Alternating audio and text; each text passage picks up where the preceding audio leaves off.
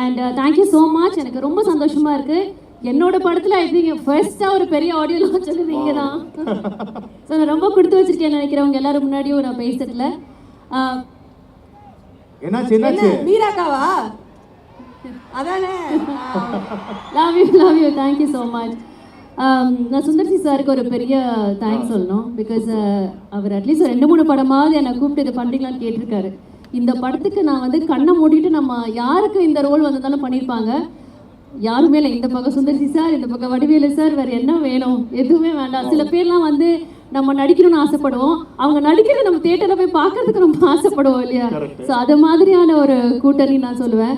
And thanks to the producers.